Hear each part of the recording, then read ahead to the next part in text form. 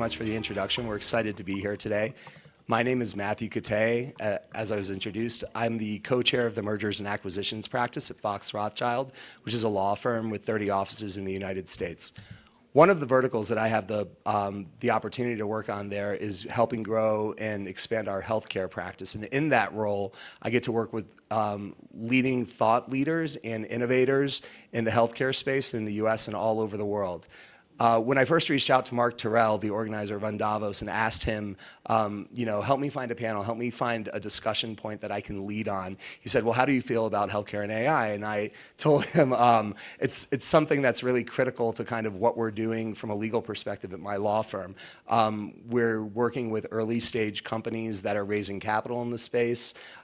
We're working with funds that actually presented and launched here at unDavos last year, multi-hundred million dollar funds investing in the healthcare AI space, working with hospital systems that are integrating AI into their processes, and basically seeing all of the evolution of the industry into the space. And so I said, I know a little bit about that, Mark, but who do you have for me? And he said, well, I can put together an all-star panel of people that will present to you all different perspectives on it. And as they started trickling in, I was like, wow, I can't believe I'm going to have this opportunity. So thank you very much for unDavos for having us, and thank you, panelists, for joining us today. I'm going to, I think we've got 40 minutes, right? And we're going to reserve a few minutes at the end for questions and answers. Questions and answers, I think, questions are going to come in over an electronic submission platform, right? No, we changed that. So now it's going to be direct and interactive, which is great. I just want to remind people of a few rules. We're being filmed and taped, so anything you say here on the panel, anything you say out there in the audience could probably get picked up, also on social media. In addition to that, I know I invited some members of the press. I'm not sure if they're here today or not, but you should assume that there are. So, so that being the case, I'm going to first let each of the panelists introduce themselves briefly and give a little bit about their own background. And yeah, why don't we start at the end, Beatrice? Yeah, thank you. Thank you so much. Thank you for having me on the panel. So I'm Beatrice Vedder. I'm the director of the Non-Communicable Diseases Program or Chronic Disease Program at FIND. FIND is a global NGO working on improving access to medical diagnostics in low and middle income countries. We're headquartered in Geneva and operate in LMICs, have a few offices around the world. Here we go, I'll hand it over. Thank you, Beatrice. Hello, everybody. First of all, I want to say I'm really honored to be in this panel here with these distinguished people, partners, directors, presidents. I myself, I'm an entrepreneur, background in AI actually. So the PhD there is in AI and not in healthcare. I'm learning more and more about healthcare every day. I founded a company that does early stage brain tumor detection with AI, and I'll tell you a bit more about it afterwards. Switch.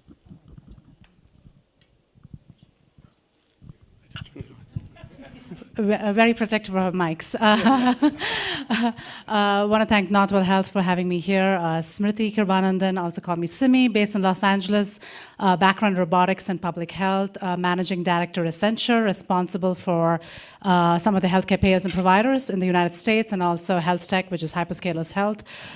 Truly an honor to be here, excited. As you can see, my background touches anything, everything in healthcare and tech, so it's going to be quite interesting. Hi, my name's Tim Ferriss. So I'm a primary care doctor. I'm a professor of medicine at Harvard. And for the last 4 years, I was the National Director of Transformation at the NHS. And it was while I was there that I started doing the math around the capacity crisis facing healthcare. And it is not a developing world or developed world capacity crisis. It is a worldwide capacity crisis. When I look at the numbers associated with the delivery of healthcare, everyone talks about the demographic. Well, you have to multiply the demographic times the number of treatable conditions that we accumulate as we get older. And all estimates that I have seen significantly underpredict the delivery crisis for healthcare throughout the globe 20 years from now, because the demographic wave doesn't start to level off until 2045. So it was because of that, and it was because of everything I've been learning about technology and the ability of technology to lower unit cost, which that is the fundamental issue here. We have to lower the unit cost of the delivery of a healthcare service. It's for that reason that I recently joined a tech incubator firm. So I'm going the other way. I'm going from healthcare to become an entrepreneur. I'm probably too old to do that, but just joined an incubator and investment firm in Washington, D.C. called Red Cell Partners, and I'm very excited to be here with this great group. Thank you so much. And I think this might be your first public appearance since you joined Red Cell, is that right? And so we're very honored. We're very honored to have you here. We're going to cover 4 topics today. It's not so rigid and so well defined, but it's going to highlight not only the kind of the state of the state of the environment in the AI healthcare space, but kind of highlight some of the different backgrounds and specific viewpoints that our panelists have. And I think we're going to start today actually with, so the topics are going to be on quality, capacity, cost, and innovation, right? And Tim fashioned it as a crisis in the healthcare space, right? But we're going to try to talk about it in terms of the challenges and the solutions, hopefully, and look towards kind of opportunities for growth.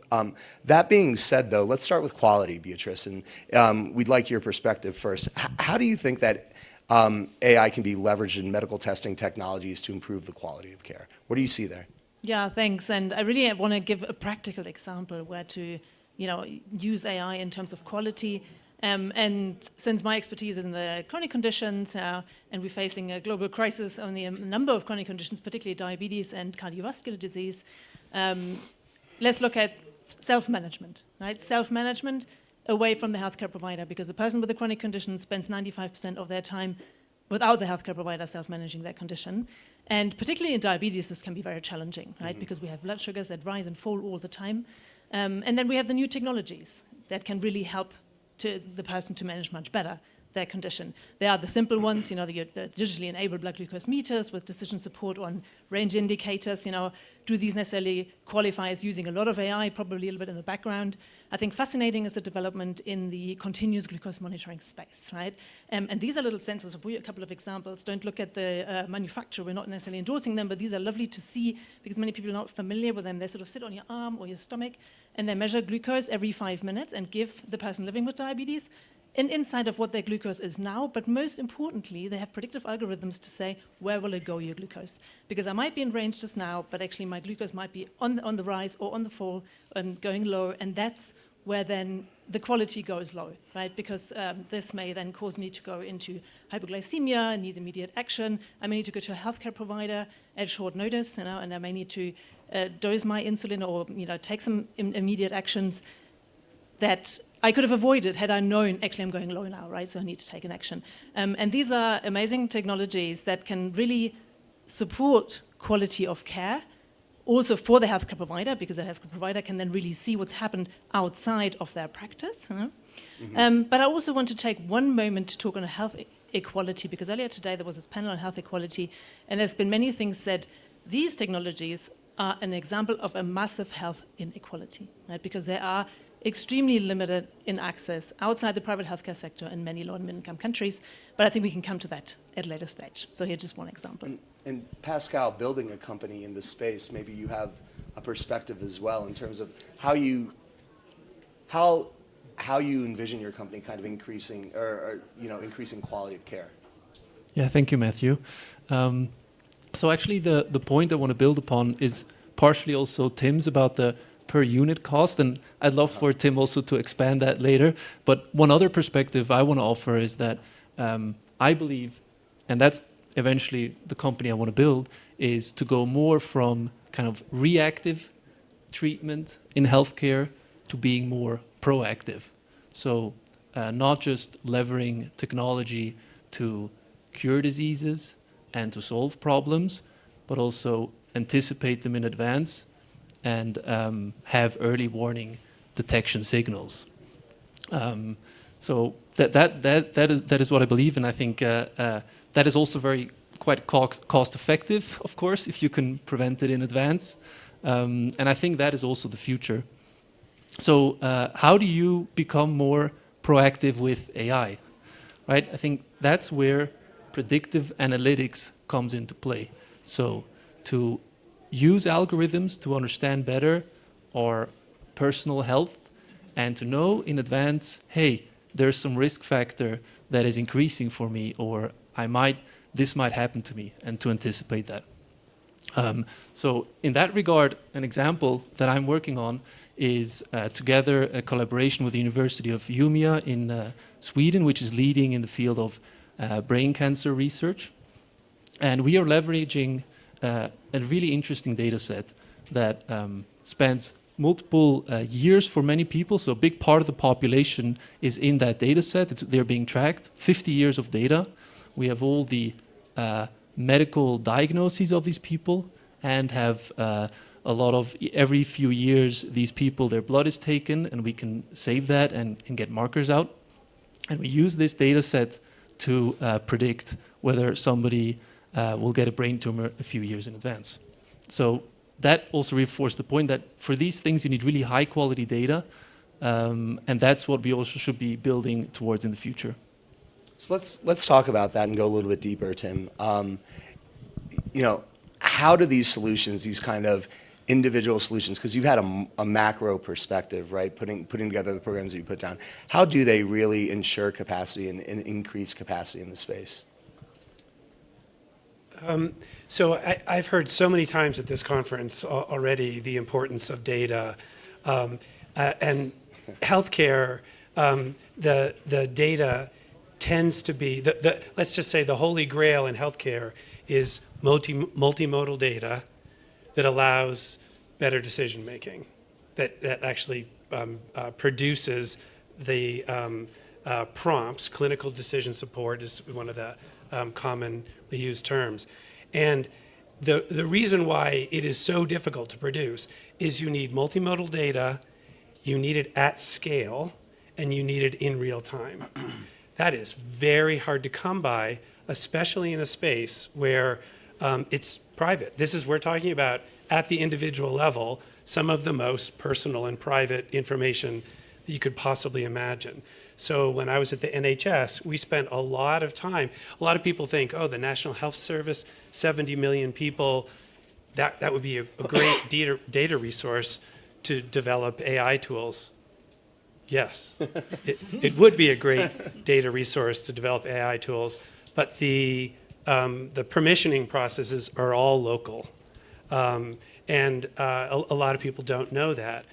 But what I'm excited about is the fact that there are now technologies, secure data environments, and federated data mechanisms that allow you to leave the data in place and maintain local control, and still use vast amounts of data kept private for training AI algorithms. And that's a very exciting, that's lower down in the technology stack. But it produces, at the multimodal level, I'll go, Beatrice, to another diagnostic. So Europe, a company called Skin Analytics, just got the first CE mark for a completely autonomous skin cancer detection from photographs, okay, with accuracies well above published reports of what dermatologists can do. That is, when I talk about unit cost, that is going to lower the unit cost of detecting a skin cancer, probably by 90% at least, okay, and lower the environmental issues associated with bringing people together to do this in person. I mean, you can go on and on and on. That's just one vertical, like dermatology, skin cancer. Imagine that now compounded across every vertical, because that's what we're talking about here, every vertical. And then the cross-cutting issues like ambient documentation and so forth, we can get into later, will also lower unit cost. So I'm very excited about the opportunities here, but we haven't quite solved the data problems yet. We still have barriers. The barriers are no longer technical, they're political, and they're legal, but there is a way through this. Yeah, so Simi, I want your thought on that because I know a topic that you're focused on is kind of responsible use of data and leadership from the top down. I mean, can you tell us a little bit about your perspective? This is going to take many years to cover, but I love all the touch points on equity, data, and responsibility, right? So I align with leaders over here that data is key, right? Without the right data, the outcomes are not accurate, predictions are not accurate is one. The second problem we see is equity, right? 23% or maybe 30% of the world don't have access to internet. So how are we truly making healthcare accessible, equitable, and truly innovative is still a question mark. So in terms of responsibility and AI, I think at Accenture we are innovative in creating platforms where we can create our own agents. To your point, with different disease stacks or different issues, where we can create more agency. We call it low cost, low code, right? So that way there's not much resource required, not much cost required, but truly focusing on the accuracy and the precision of care so that we're able to deliver the right care at the right time at the right, for the right people, right? Because if I cover a little bit more, issue is the data, issue is educating physicians and the nurses to kind of get trained to use AI and to truly understand computer science. And there is a big adaptation that's required for physicians, right? And the other end, for example, in the United States, we have 650,000 physicians for 300 million Americans. Truly not proportional, right? And then if we intersect that with the rise of aging, in which most of us will be about the age of 65 in 2050, it's, I know it sounds like doomsday, but that's where, solutions such as data, AI, and equity, truly have to come to play to make a difference. Thank you. So you hear all these challenges, Tim. You hear all of this forecasting. I actually just did the math in my head. This is the first time I've ever done it right here at Davos. I'm going to be over 65 in 2050. Like all of this seems like this elder care seems very far out, but I'm getting older. Let's talk about like where the rubber meets the road, because this is something you played major roles in efficiency, Tim, and you are a physician and you are a leader in the healthcare space, but you almost kind of operated as a CFO, right, in your role in terms of reducing costs and increasing efficiency. So, what are the challenges to paying for this innovation? So it is, there are the challenges associated with paying for this come in several different categories, as is always true, right? The first is that actually it's so great to hear about the low cost of the development of these things, and that has been my experience too, because the primary reason why pharmaceuticals are so expensive is because it takes more than $1 billion to create a pharmaceutical agent. Boy, if that's what it's going to take to create a solution in a particular vertical that's a information technology solution, we're in big trouble. But we're not, because it isn't going to take that much. But let me just say, we do have to. There is one finance issue that is top of mind for me, and that is that it has become really common for business models with annual recurring revenue, so ARR, and a SaaS model to have 80-90% margins. And I'm just thinking, well, if you can get 80 and 90% margins and lower unit cost, wonderful. But boy, I really hope that when you're talking about healthcare, and we're talking about healthcare bankrupting most countries, if you look at the debt burden in most countries, I really hope that we will get health information technology that is actually cash releasing and addressing the national debt rather than the other way around. And honestly, that's going to be a matter of where they set the price point. And I've had negotiations with big tech companies where they were setting the price point at precisely what they thought the efficiency benefit we would get. And I don't, and you mean you're not going to leave any for us? So that's thing one on the financing. Thing two is it is going to take longer to adopt technology in the clinical space. It should not take time at all to adopt AI technology for solving administrative problems. And the administrative overhead in healthcare is really, really high. So in the US, and I'm sorry I don't have other examples, a banking transaction costs about less than 0.1% of a dollar. Okay, so less than a penny. A single economic transaction in healthcare in the United States costs over $3.75. So you do the math, that's a 1,000 time order of magnitude difference. And if we can reduce that by 50%, we will release sufficient cash to pay for the ongoing benefits that will accrue from the clinical side of this. So that's my hope. It's both easier and potentially cash releasing if we do it right to do the back office even as we're working on the clinical stuff. And there's evidence of that in the market. I mean, one of the funds that I work with in the space is looking to invest in solutions like that, right? Not therapeutics or even devices, but administrative solutions, right? Dictation software.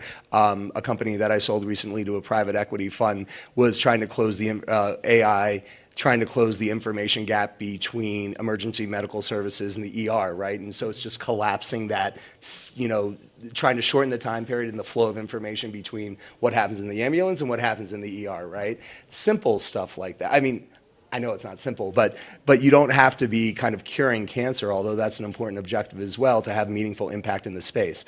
I want to talk to the people who are out there actually putting products into the space and hear your perspectives, though, on what it's like pricing and kind of negotiating pricing for an AI-enabled solution. Right, again, how much time do I have? Like, it's certainly for the technologies I addressed earlier, it's tough, right? Because of course, particularly in sort of emerging market opportunities, manufacturers are very protective of their prices. So what we're trying to do is actually, talking about financing, we're trying to generate data for a health investment case. That's not so much for the manufacturers, right? Initially, it's for the government to basically, we're generating data to show different use cases, right? Do you need to wear the CGM all the time, or is it okay in the interim if you wear it once every 3 months? And will this have a positive impact on your measurable short-term outcomes? And then you can do some modeling to say, well, in the long term, it's all about avoiding complications, right? Living longer, healthier, more productive lives. So we can go to the governments and basically demonstrate to them there is an opportunity for the governments to invest, and then the volumes will come, and then the manufacturers become more interested, right? Because the private sector, has its limitations. It's really the government sector that is a bit of a nugget for many suppliers. Once they get interested and want to put some money behind it. So that's sort of where we stand at the moment. Simi's gonna come in on you guys and give her perspective, but how's it working in your space, Pascal? Well, from my perspective, it's basically... Are you guys covered by insurance? Yeah. Okay. well, it's basically creating a business plan where we need to know how much is it going to cost to do the blood tests, and that's something like, in our space, like $15. So that's not too much. It's also about actually how good the algorithm is, right? If there's how many lives we can save, how accurate it is, so that all factors into the business plan, and then, of course, eventually, how well we can negotiate with IT providers who build it into their system, as Tim mentioned, and then what scale can we achieve, and to what extent can we kind of generalize. So those are all kind of factors in this plan, and there's some uncertainties, and those we are kind of figuring out along the way. I just want to say one more thing. The example I was talking about is in South Africa, right? This is in the low and middle income countries because, those diabetes technologies in the high income countries are largely covered by insurance. I just want to clarify because not everybody always thinks about the parts of the world that we work towards. My dermatologist recommended me to a skin scanning program, actually, that was AI enhanced that my insurance did not cover, unfortunately, but it's getting there. Simi, how's Accenture looking at the cost structure top down? I'm just going to say there are two sides for a coin, right? One is obviously the cost, right? Globally, we have a financial crisis in healthcare. Each healthcare system has -3 to -7% operating cost. In the United States, more than 51% hospitals are bleeding operating costs, right? With physician burnout, everything piling up. I think we don't have a choice. We have to reduce cost, right? And administrative cost is one of them. But we look at the lens from opportunity and hope, right? How do we repurpose the cost saving and move it towards innovation, right? For example, one of our large clients, they saved around $30 to $40 million annually just by using AI in claims management, right? Yeah. Now that was reused to create a precision medicine program. So it's really important for healthcare leaders to think about is not just how do you cut corners and reduce costs, but how do you reduce that cost to repurpose and rebudget that for innovation and to move that for better and higher reasons. And AI is there to augment, given that all the issues we have. So we look at it from a transformative lens and an opportunity to really move the cost around, right? And also an opportunity to remove legacy systems and to modernize, because healthcare truly is behind every other industry in the world. And unfortunately, United States healthcare is also behind every other healthcare in the world. So I think it's a great opportunity to look at it in a different way. Highly fragmented, very inefficient, lots of opportunities, right? We've got a few minutes left. We want to ask if there are any questions in the audience. We want to give people the chance. We have a microphone for that? I'm going to lose my microphone. That's fine. That's fine. And I just ask, if you are going to ask a question, if you could introduce yourself by your name and the company that you're with, and then keep them to tight questions that are answerable by the panel, please. Thank you. Any questions? It's day 3 at Davos, so you got to kind of lay down the rules. Hi, I'm Lena Nieper. I work at Empirical Journal and the University of Bayreuth, Pfizer Lab, and we do research in AI and healthcare. And I'm very curious how what you're talking about relates to me. So my question is, what's the role of science in what you do, and how that translates to, let's say, innovation? Because everything, if you talk to doctors, everything, they do always evidence-based research to advance something. So I'm just wondering how, my research relates to your work. So maybe just a comment on that. What are you researching specifically? Oh, if it's not, I made it now personally, but it's also more a general question, like how research in AI relates to what you do. But that's the question. How science, Well, I can think of a few ways. There are lots of companies actually here presenting at Davos who are using AI to lower the cost of research, like literally the research drug development now. There's 7 or 8 very large companies that are in that space. And so research itself, the costs are coming down. That should help on the overall costs.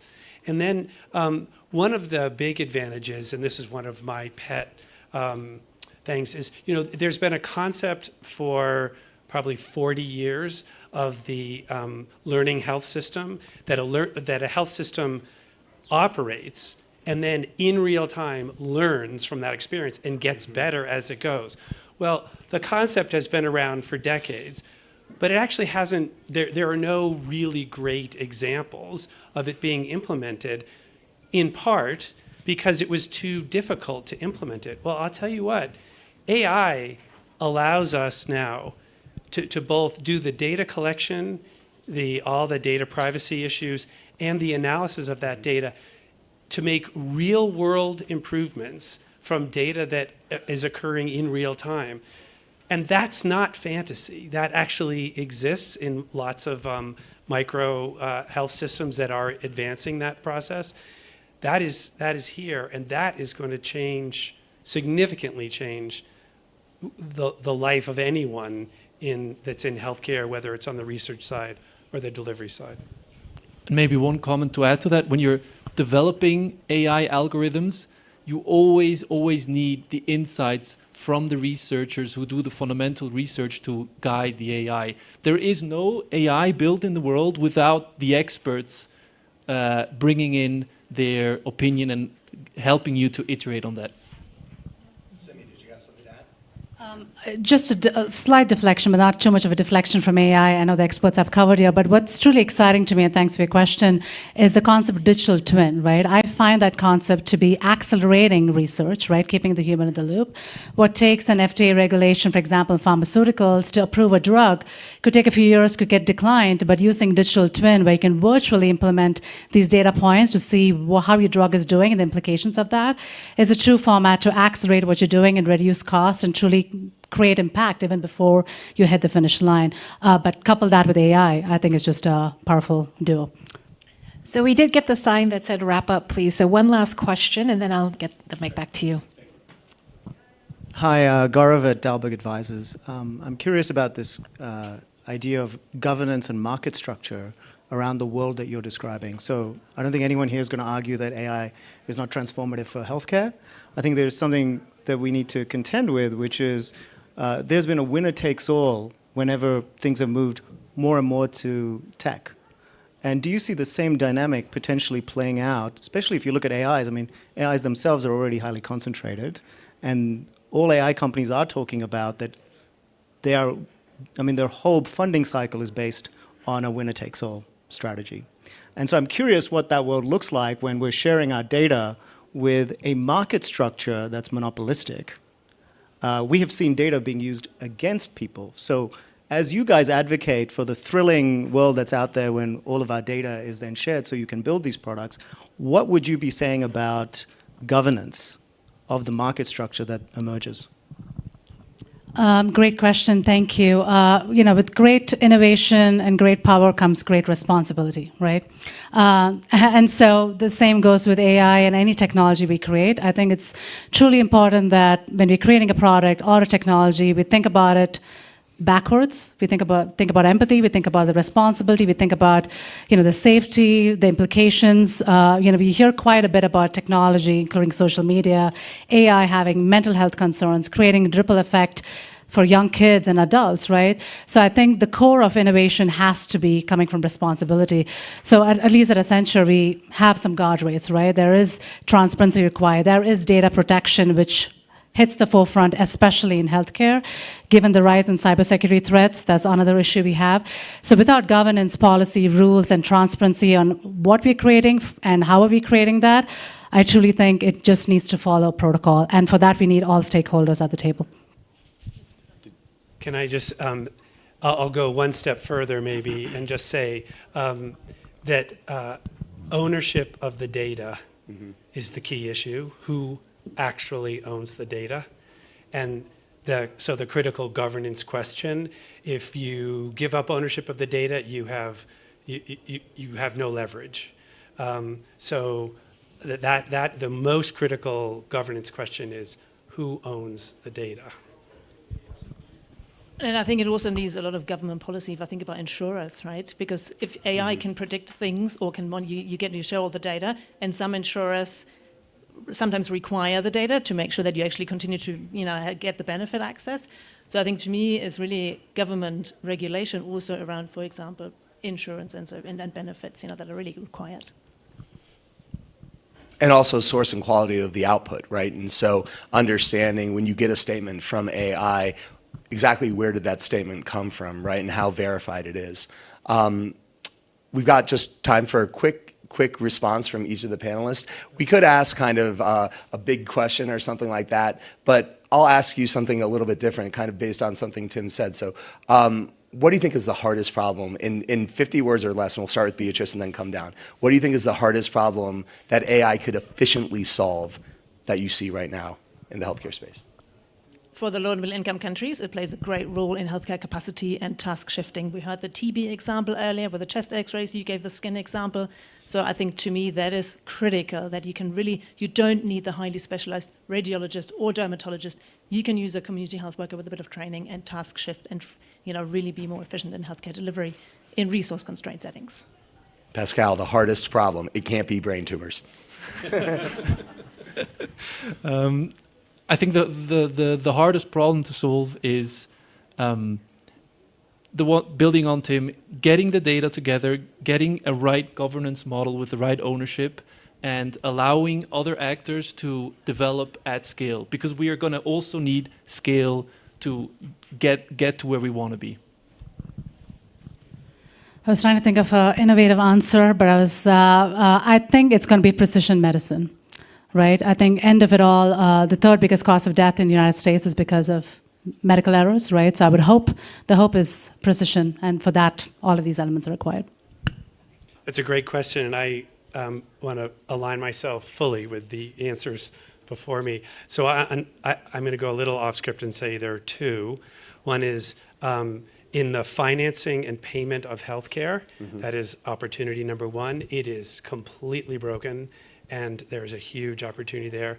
And the big opportunity that cuts across all health and care, social care, is clinical decision support.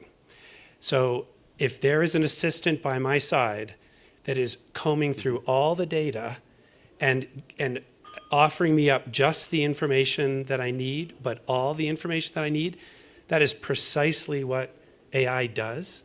And so I can't wait for the day when I'm practicing where I have an assistant that is a computer that will make me much more efficient, and I will be a higher quality care provider. So insurance, payment, and clinical decision support.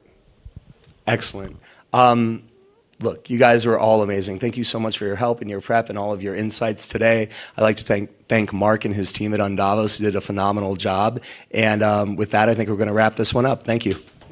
Yeah, big hand for our panel and for all of you. Many have been here for 4 hours. You have earned that drink downstairs. So when you get to the bar, tell them you're coming from Health at Davos, and we'll make sure you are rewarded. Thank you all for being our closing panel tonight, and look forward to seeing you all downstairs. Thank you.